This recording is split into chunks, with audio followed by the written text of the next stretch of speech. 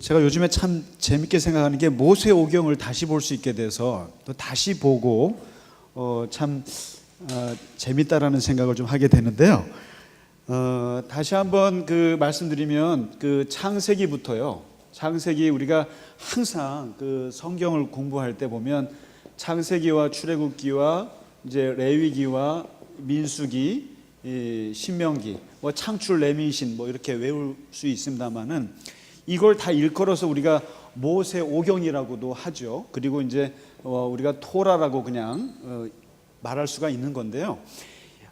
지금 요 다섯 권을 같이 공부하면서 지금 어디를 공부하냐면은 레위기를 공부하는 겁니다. 딱 중간에 왔어요. 중간에 와서 레위기라고 하는 것을 공부하는데 우리가 흔히들 이제 얘기를 들으셨을 겁니다. 1월 1일부터 성경 통독을 한번 해야지. 하루에 한 8장 정도씩 읽으면은 365일 이 요한계시록까지 다 읽을 수 있거든요.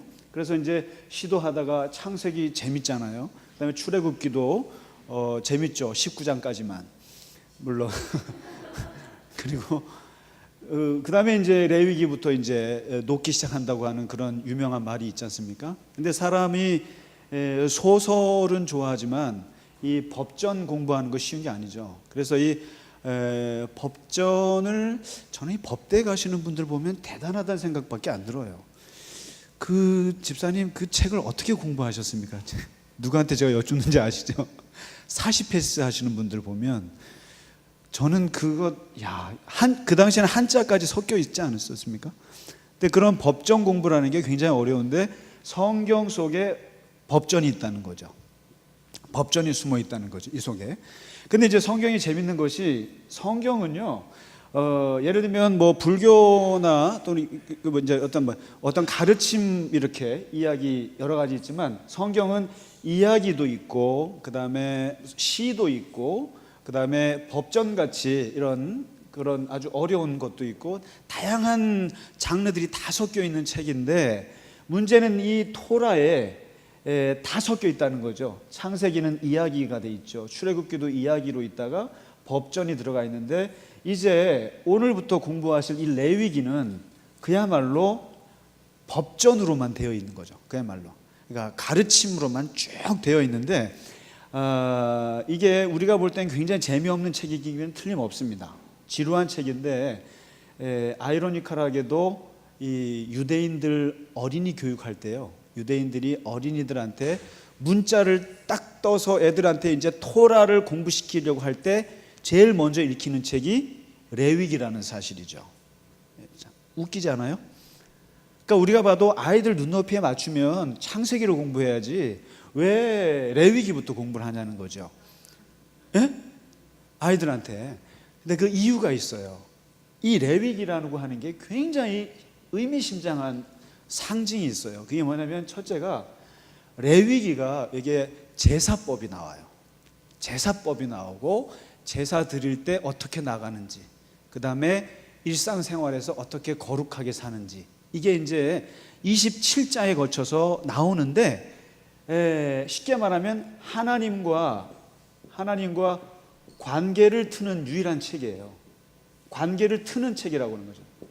이게 하나님과 관계를 트는 책인데 어떻게 나의 하나님께 나아가고 또 일상생활에서 사는가를 가장 먼저 읽히는 게 바로 이거라는 거죠. 레위기 자녀들에게. 그 다음에 기독교인들은 창세기가 재밌고 출애굽기가 재밌는 것 같지만 레위기를 모르면 신약을 이해할 수가 없어요.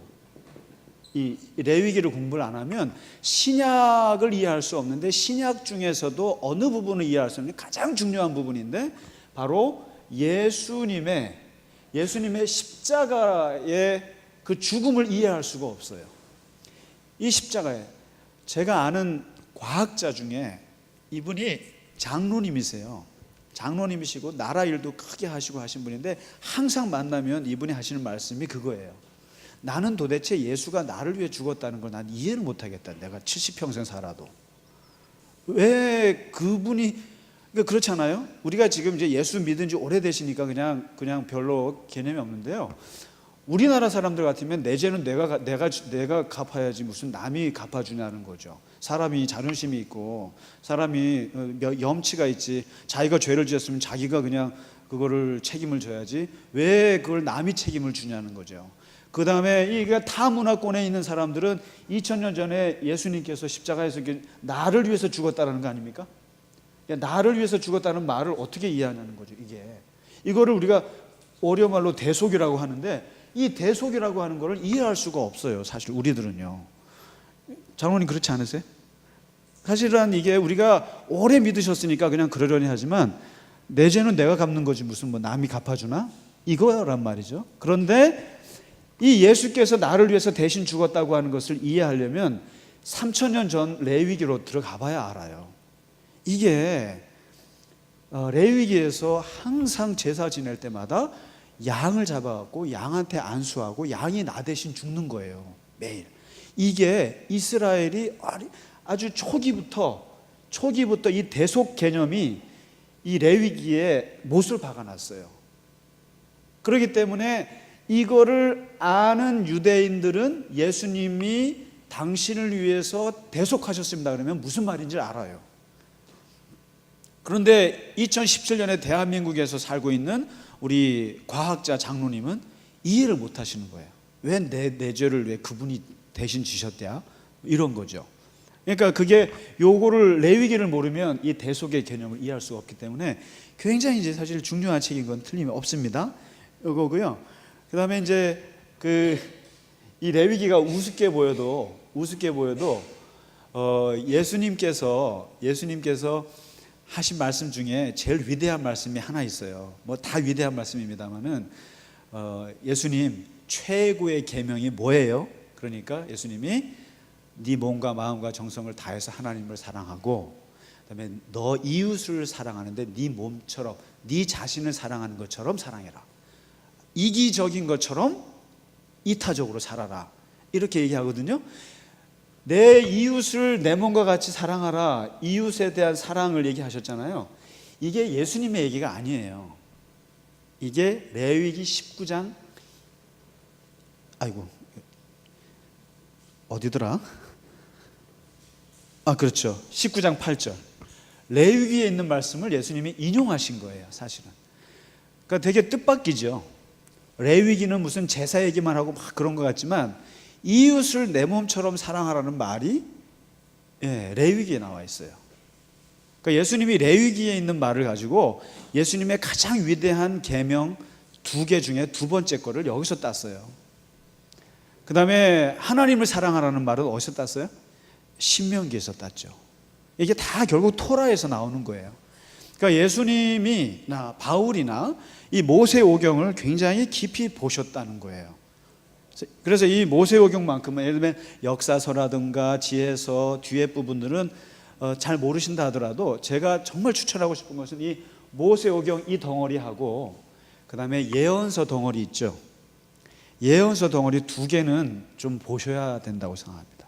이스라엘 역사는 깊이 모른다 할지라도 이 모세오경 토라, 이스라엘 사람들이 가장 중요하게 생각하는 부분이고, 그 다음에 이 예수님께서 결국 토라에서 말씀들을 다 끄집어내셨기 때문에, 그 다음에 예언서에서 많이 끄집어내셨기 때문에 이 두 덩어리는 좀 주의 깊게 볼 필요가 있는데, 아무튼 우리가 지금 모세오경을 공부하고 있으니까 그래서 이 이웃사랑이라는 것이 레위기에서 나왔다라는 거예요. 그래서 이 책이 그렇게 우습게 넘어갈 책이 아니고 보다가 주무실 만한 책은 아니라는 거예요.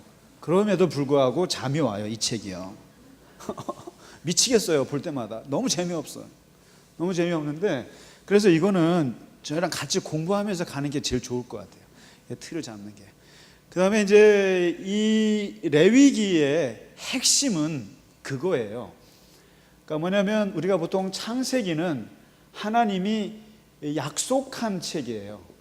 약속의 책이에요, 어떻게 보면. 너희 자손을 줄 것이다, 땅을 줄 것이다. 그래서 약속에 대한 신앙. 아브라함은 약속만 듣다가 죽었고 이삭도 약속받고, 그러니까 약속만 이루어진 건 하나도 없어요. 그냥 약속만 받고 죽고. 그다음에 이 출애굽기는 구원의 책이에요, 사실상. 실제로 하나님이 그 고통받는 이스라엘에게 나타나서 그들을 끄집어내서 해방시키고 이제 가나안 땅으로 몰고 가는 새로운 하나님의 백성으로, 그리고 거룩한 제사장의 나라로 만들기 위해서 데리고 구원하는 이야기고요.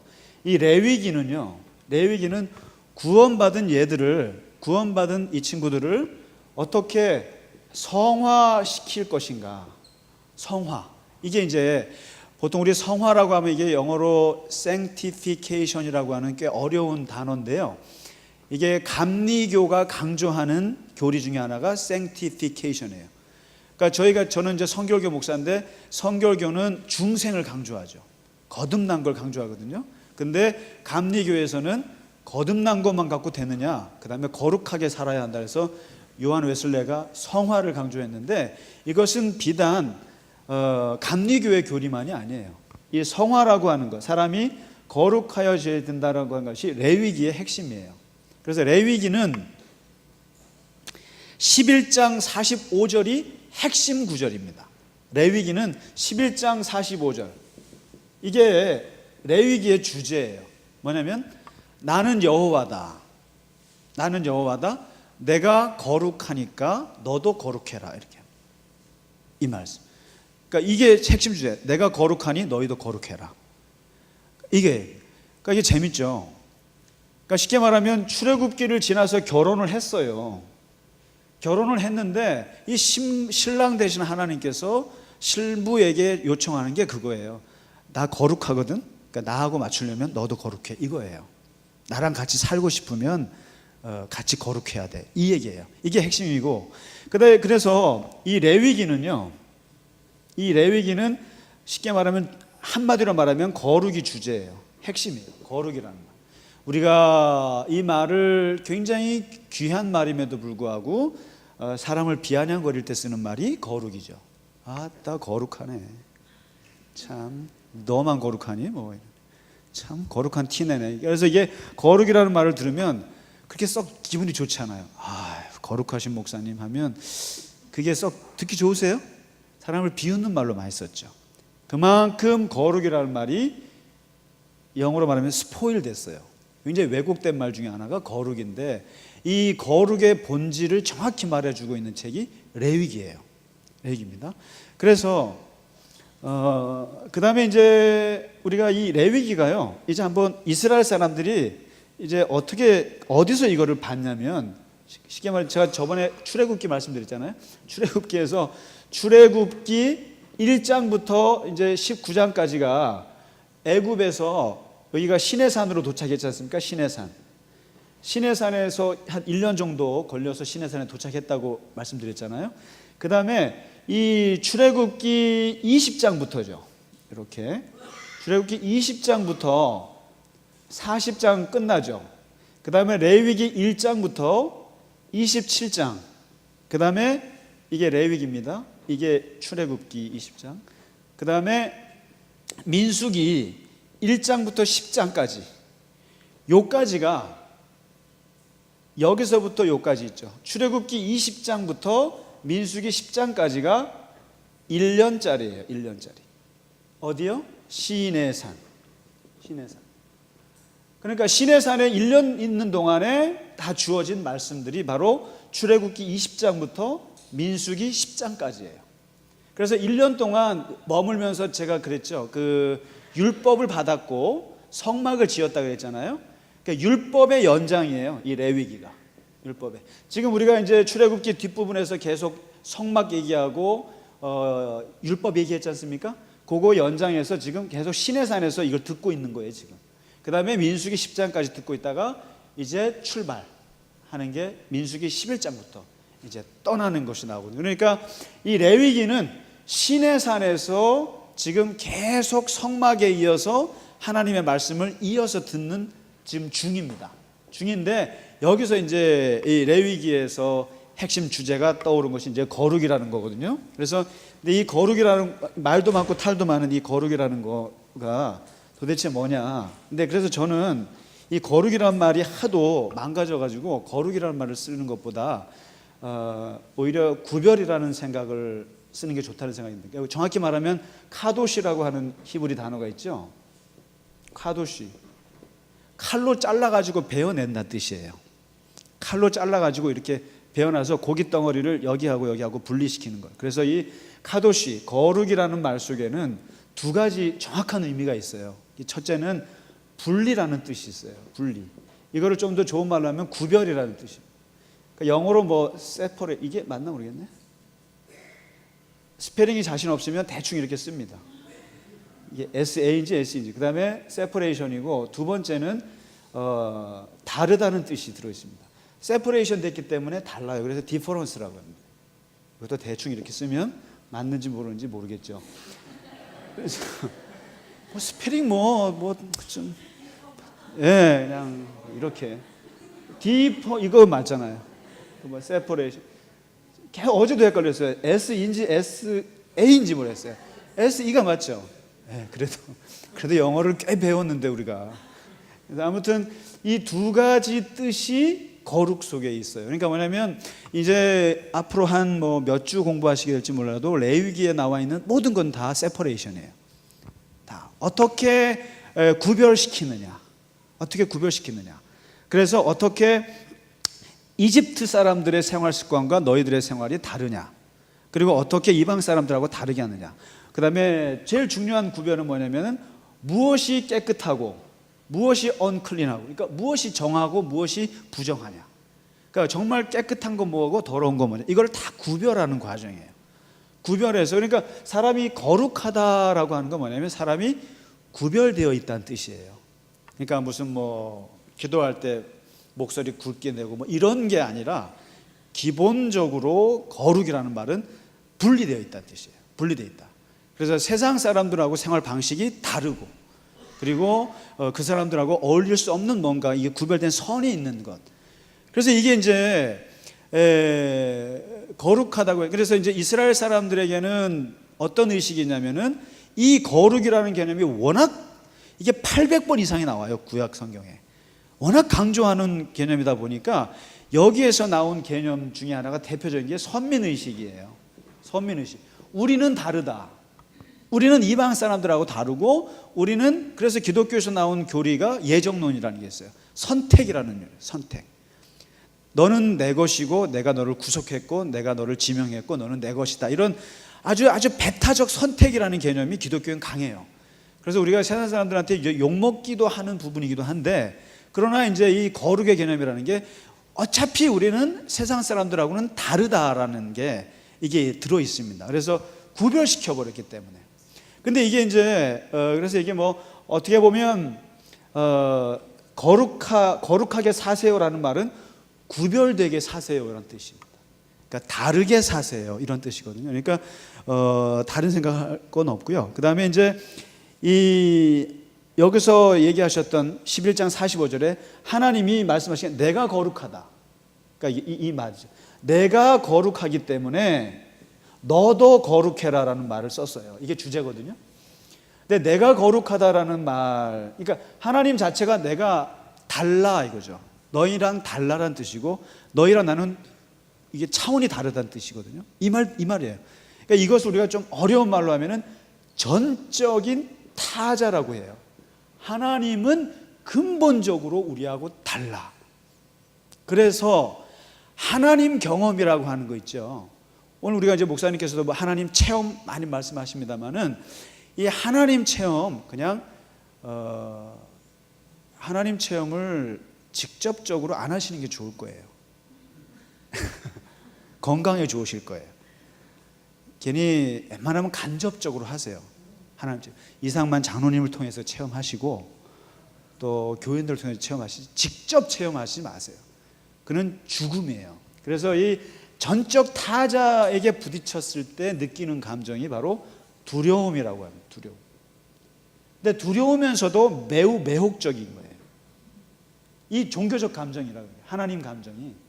그래서 하나님은 거룩하시기 때문에, 우리랑 워낙 다르신 분이기 때문에 이분 앞에 딱 서면 우리는 일단 죽음을 맞이하는 거죠.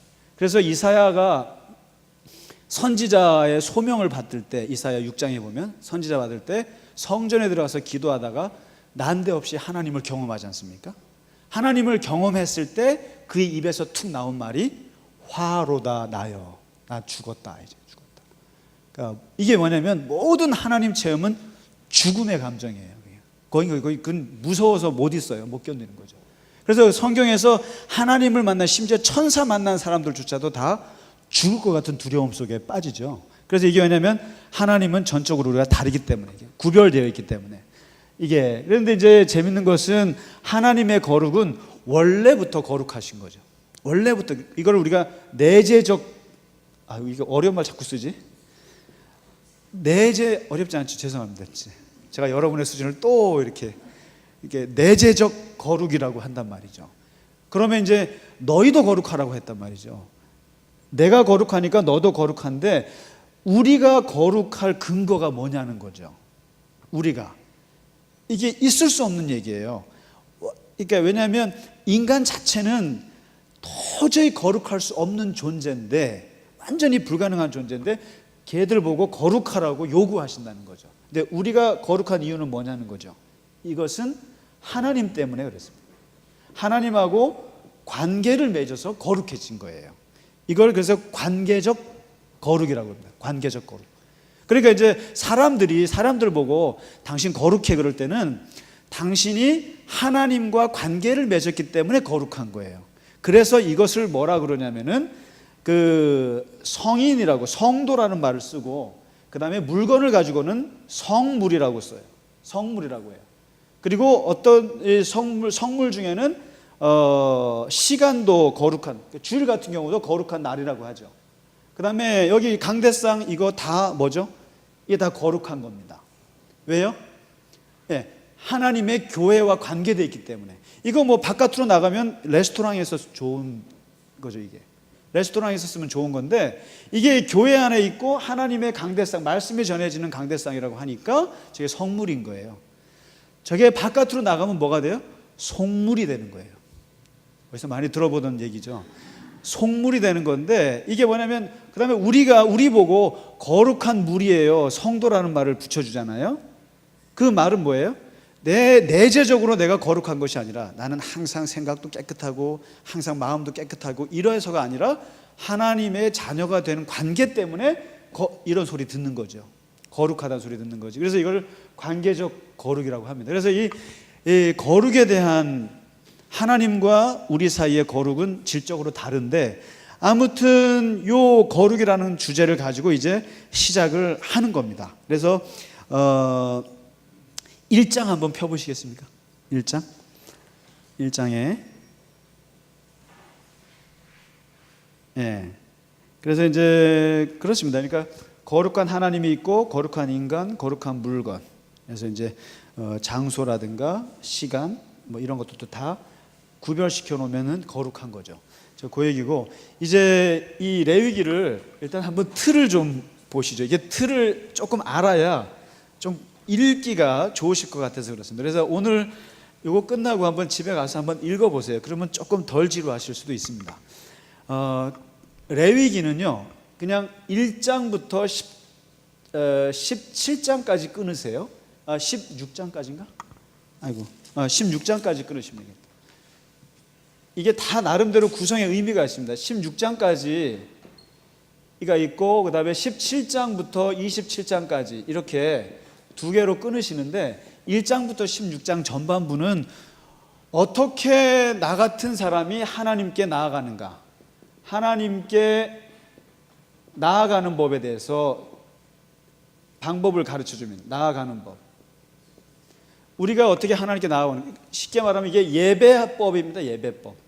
예배법, 하나님께 예배하는 방법에 대해서 어떻게 나아갈 것이냐, 이제 하나님과의 관계 부분에서의 거룩한 부분을 다뤄요.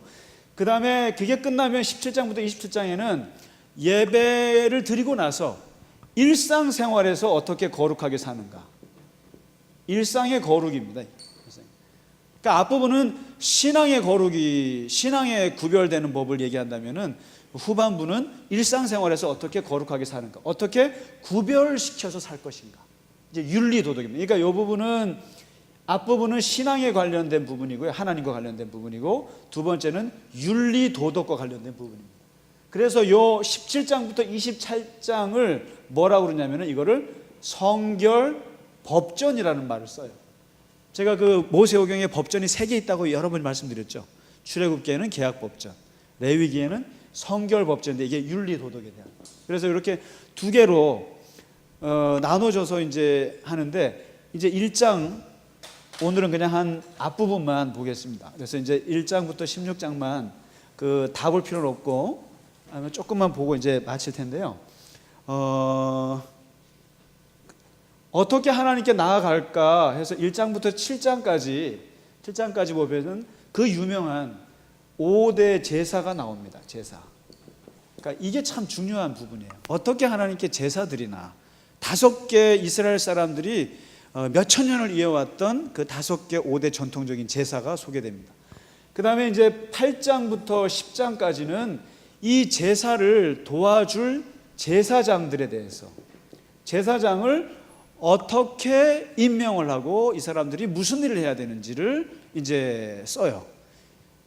그 다음에 11장부터 15장까지요, 중요한 부분인데요. 여기가 이제 우리가 오늘날 많이 해석하는 부분이 많죠. 근데 뭐냐면 정결법이랍니다. 정결법에 대해서. 이게 뭐냐면 중요한 것은 하나님께 나가려면 깨끗해야 되거든요. 깨끗해야 되고 더러우면 안 돼요. 그래서 사람이 항상 깨끗할 수가 없잖아요. 그러니까 더러운 것과 깨끗한 것, 여기서 성경에서는 정한 것과 부정한 것이 나눠져 있어요. 정한 것이라는 게 클린, 깨끗한 것, 그 다음에 부정한 것은 언클린한 것이 무엇이냐, 이걸 나눠요. 그래서 먹을 수 있는 짐승, 하나님께 바칠 수 있는 짐승, 바칠 수 없는 짐승, 그 다음에 뭐 새 중에 먹어서는 안 될 거, 이거 다 들어보셨죠?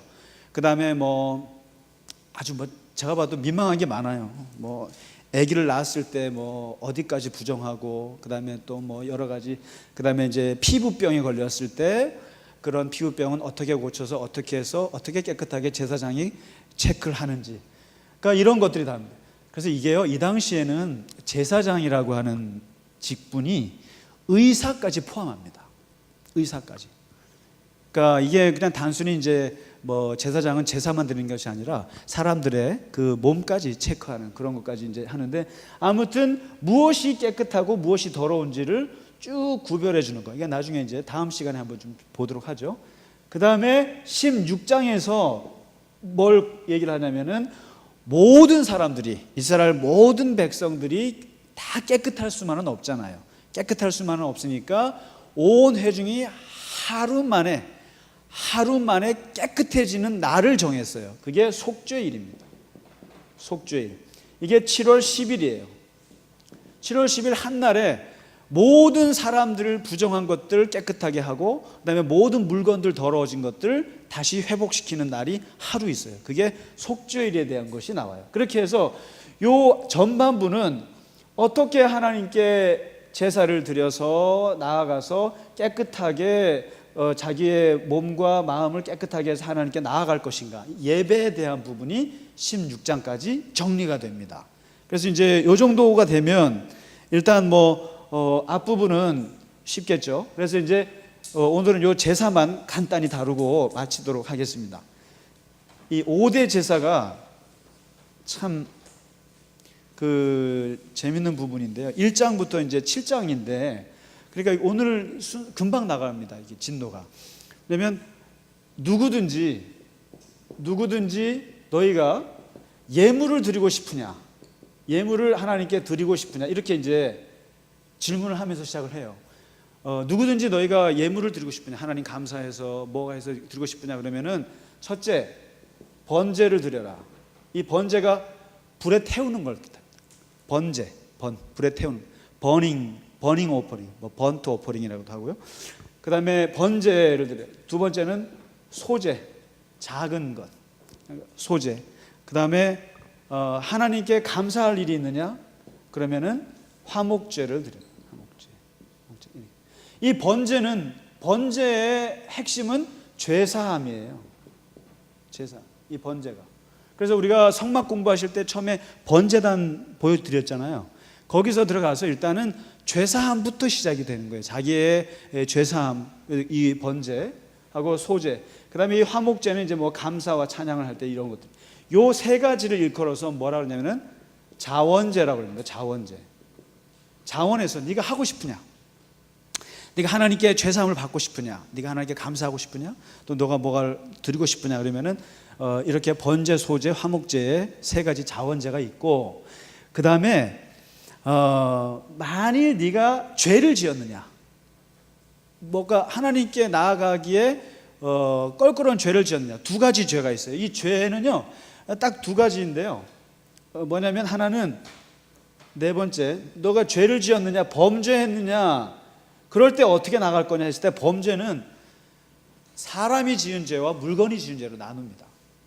사람이 지었느냐, 네가 사람이 네 몸이 죄를 지었느냐, 그러면 네 번째 속죄죄를 드려라. 속죄죄, 이 제사를 드려라. 그 다음에 만일 네가 누구에게 도둑질을 하거나 물건을 훔치거나 그래서 아니면 성물을 파괴하거나 뭔가 경제적인 손실을 일으켰느냐, 물건에 대해서 뭔가 죄를 지었느냐, 속건죄를 드려라. 속건죄. 물건 할 때 건자죠. 그래서 이 두 가지인데 이것은 의무제사라고 합니다. 의무제라고 합니다. 의무제. 그러니까 이제 이 앞에 세 개는 자원제사고요, 마음에 우러나와서 하는 것이고, 둘째는 꼭 해야 되는 것, 몸이 죄를 지었으면 속죄제, 물건이 죄를 지어서 경제적인 피해를 줬으면 속건제에서 의무제, 이렇게 해서 다섯 가지 제사가 나오는데요, 이게 이제 1장부터 7장까지 얘기인데 핵심은 이 제사를 드릴 때 그냥 가지를 않아요. 꼭 뭔가 가져가야 돼요. 가져가는데 가져갈 수 있는 물건은 네 가지가 있어요. 그게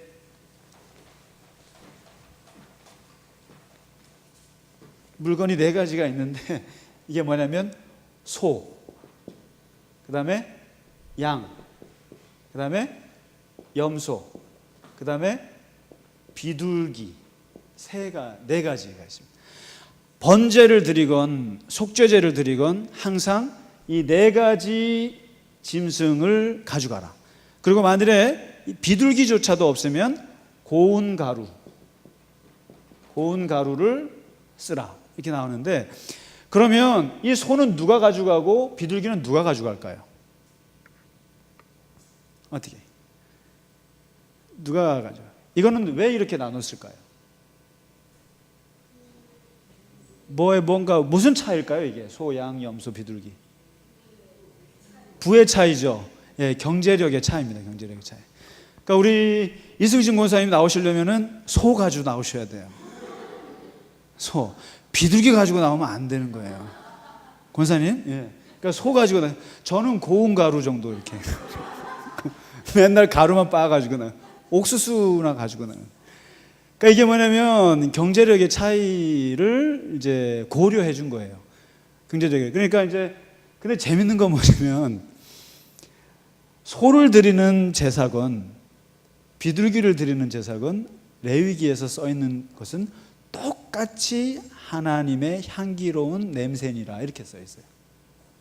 이게 뭐냐면 사람이 자기 여건에 맞춰서 드렸을 때, 예를 들면 소를 바쳤으면 하나님이 더 기분 좋은 냄새니라 이렇게 쓰질 않고, 소든지 고운 가루든지 해도 결과는 똑같은 하나님의 효력을 발생한다, 이걸 이제 레위기에 기록을 해요. 하는데 이 경제력에 따라서 이제 이렇게 차이를 둔 겁니다. 뒀는데 문제는 이 소와 양과 염소, 비둘기. 근데 이제 그 레위기에 기록하여 있는 그 먹을 수 있는 짐승들 중에는 사슴도 있고 노루도 있어요.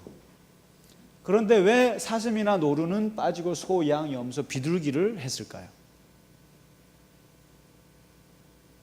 혹시 뭐의 차이일까요? 그렇죠. 이거는 교수님이 오시더니 굉장히 똑똑해지신 것 같아요. 다 맞추셨어요 지금. 이게 가축이에요. 가축이고 이거는 사냥을 해야 되는 거예요. 그러니까 이게 참 하나님이 자비로우셨다는 게 뭐냐면, 바칠 때 뭘 바치, 가축이라는 것은 이건 곧 나의 분신 같은 거예요, 어떻게 보면. 그래서 제가 개를 못 키우는 게, 물론 뭐 돈도 없거니와 어렸을 때 개를 13마리씩 막 시골에서 키우고 할 때마다 그 제일 슬펐던 게 꼭 그 때가 되면은 그 개장사들이 와요. 오토바이에 이렇게 뒤에 그 캐비지라 그러나 그저 해가지고 개 잡으러 오면 꼭 우리 집 어머니는 꼭 개를 팔고, 저는 아직까지도 꼭 개 파는 날은 한 하루 이틀 울다가 이렇게. 근데 그게 뭐냐면 이 가축이라고 하는 것은 자기가 너무너무, 그러니까 저는 그 목장하시는 분들도 대단하다는 생각이 들어요. 솔직히 소 키우는 그 소에 대한 정 얼마나 근데 그걸 결국 팔아야 되잖아요. 그게 결국 마장동 우시장에 가서 다 죽는 건데, 결국 죽으려고 사람 먹으려고 식용으로 키우는 건데, 키우면서 얼마나 정들을 많이 들여요. 근데 결국 뭐냐면 하나님이 원하시는 희생양이 뭐냐면 가축이라는 사실. 가축. 집에서 내 소유물, 내가 정성 들여서 염을 줘서 키웠던 이 소나 양아, 이거를 드려라 이거예요. 바깥에 나가서 사냥해서 잡지 말고. 그러니까 이게 뭐냐면, 이게 지금 옛다 내 죄 네가 뒤집어 씌워라 천만의 말씀이에요. 이게 번제단이라는 게 엄청나게 부담스러운 건데, 여기서 이제 이 소나 양이나 염소나 자기가 키우던 걸 가져가서 번제단에 할 때 꼭 하는 절차가 하나가 있어요. 그 절차가 안수예요. 안수. 이 안수라는 말을 우리가 얼핏 볼 때 목사가 뭐 교인들 안수한다는 게 굉장히 쉬워 보이잖아요. 근데 이 안수라는 말은 원래 무슨 뜻이냐면은 기대다라는 뜻이에요. 기대다. 자기 몸을 기대다라는 뜻이고, 그리고 이게 의지하다는 뜻입니다. 의지하다라는 뜻이에요. 조금 더 말하면은 체중을 싣다라는 뜻입니다. 체중을. 자기 체중을 거기다 이렇게 얻는다는 뜻이에요. 안수가요. 그러니까 이게 무슨 말이냐면은, 번제를 드릴 때 자기가 죄를 지었거나 속건제를 할 때 양을 바칠 때 내가 몇 개월을 정성을 들여서 키운 양을 가지고, 그것도 깨끗한 양을 가지고 와서 걔한테 안수할 때는 자기의 모든 죄와 자기의 모든 무거운 짐들을 걔한테 기댄다는 뜻이에요. 기대는 거죠. 그래서 이 각을 뜨고 내장을 파고 가죽을 벗긴다고 하는 것은 엄청난 고통이에요. 혹시 집에서 닭 모가지 틀어서 잡아보셨어요? 이 닭 잡는 것도 쉽지 않아요. 죽지도 않아요. 또 자르면 막 튀어다니고. 근데 이러한 그 자기가 기르던 양에게 안수한다는 것, 모든 것을 기댄다는 뜻이기 때문에 이게 바로 여기서 나온 개념이 대속이에요. 대속. 나 대신 너가 죽는다는 것이 얼마나 나를 힘들게 하는 것인가. 그러니까 한번 번제 드리고 나면 진땀이 빠지는 거죠. 진땀이 빠지고 다시는 그런 죄를 짓고 싶은 마음이 없는 거예요. 근데 만일에 그냥 안수가 너 따로 나 따로 그냥 애라, 그러니까 마치 무슨 뭐 사고 났으면 왜 범칙금 얼마야? 돈 얼마면 되겠어? 이런 식으로 이 대속을 접근했다가는 큰일 나는 거예요. 하셔서 예수님 십자가에 주셔서 잘하셨네, 고마워요. 그렇게 가벼운 문제가 아니에요.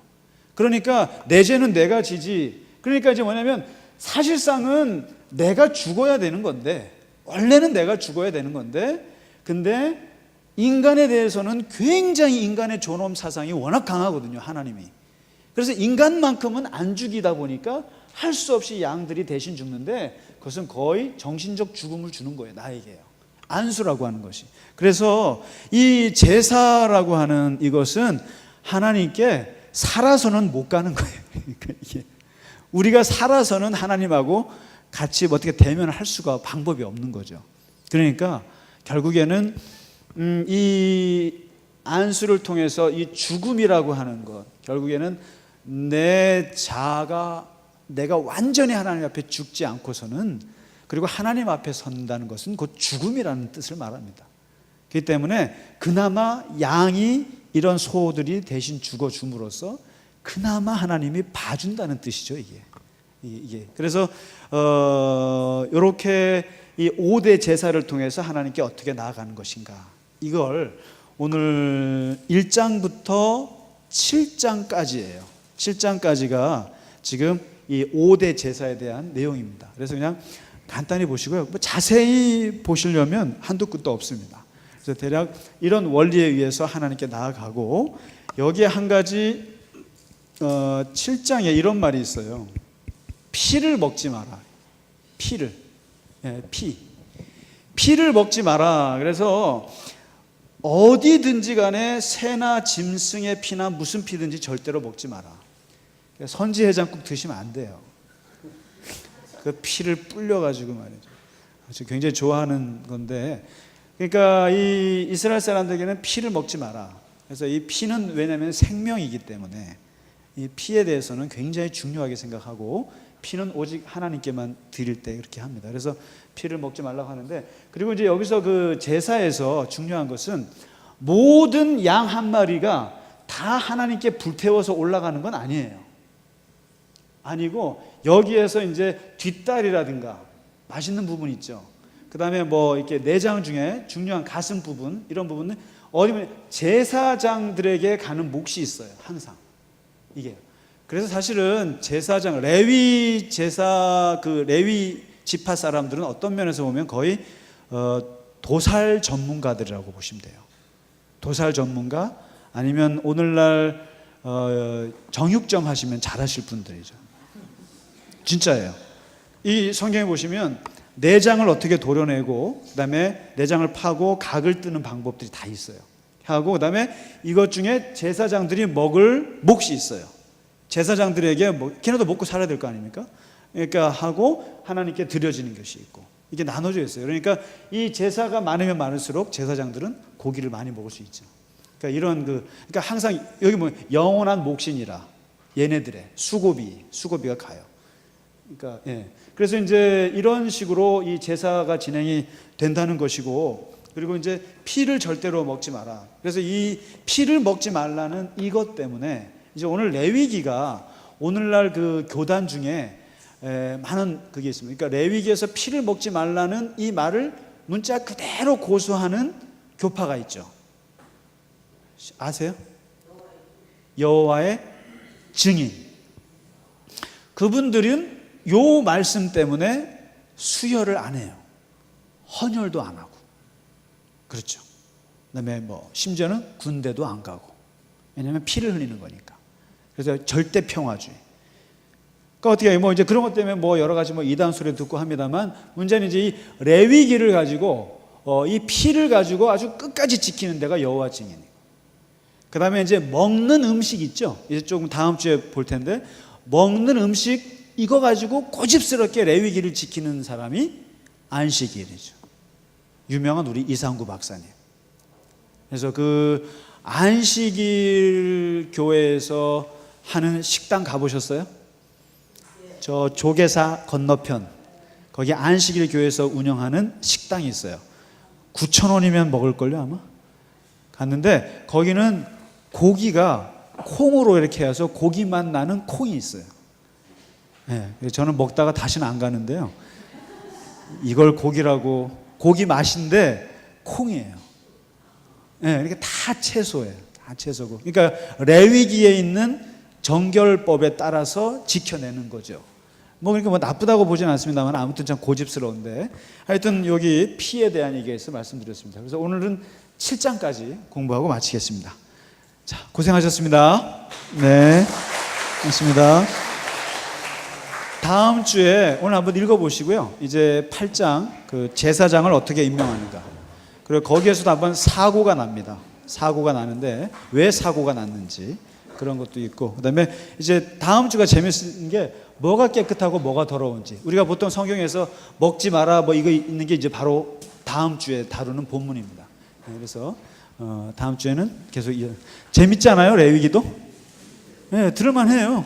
근데 읽기가 싫어서 그렇지. 예, 맞습니다. 질문 하나만 받고 마치겠습니다. 혹시 질문 있으시면 있습니다. 네, 장로님 질문 마이크 주세요. 이게 전 세계로 나가는 방송이라서 장로님 마이크를 받으셔야 됩니다. 네, 장로님 보고 막 교회 오시는 분도 있고. 우리나라에서 저 제사 지낼 때 그 돼지 머리를 올리지 않습니까? 이것과 레위기에 그 고기를 올리는 것이 종교학적으로 어떻게 설명이 될 수 있겠습니까? 그 모든 종교에는 희생양 메커니즘이라는 게 있어서 원래는 인신 제사가 있었죠. 근데 그 사람이 사람을 바쳤던 거예요. 근데 그게 이제 성경에서 그 근거를 찾을 수 있는 게 모리아산에서 이삭을 바치는 거를 하나님이 거절하시는 것이 나오잖아요. 그래서 사람이 사람을 바친다 해서 시작하다가 사람이 동물을 바치는 걸로 나오고, 이것은 굉장히 보편적인 희생 제사고, 그리고 이제 오늘날에는 우리는 예수님 덕분에 모든 그런 생명이 죽는 것은 금하죠 하는데, 동서양이나 모든 제사에는 뭔가 하나님께 드려야 한다고 하는, 신에게 드려야 하는 과정에는 거기엔 항상 동물들이 희생을 많이 당했고, 그것은 동양이나 서양이나 다르지 않은 것 같아요. 우리나라도 뭐 돼지 바치고, 그러니까 누군가는 죽어야 되고. 그래서 이제 오늘날에는 우리가 하나님께 바칠 때 희생해서 바치지 않고 돈으로 바치죠. 돈으로 바치거나 내가 봉사한다거나 이런 개념으로 바치는 개념들이 많이 달라지는 거죠. 재료들이. 근데 옛날에는 무조건 이 짐승. 예, 그렇게 보시면 좋지 않을까요? 예. 근데 돼지 머리에다가 돈 집어넣는 건 좀 아까운 것 같아요. 예, 예. 네. 김정렬 원사님 왜 이렇게 웃으세요? 하나만 더 하고 마치겠습니다. 혹시 질문 있으시면. 예, 뒤에서 빨리 오라고 그러니까. 예, 그럼 오늘 마치도록 하겠습니다. 수고하셨습니다. 네.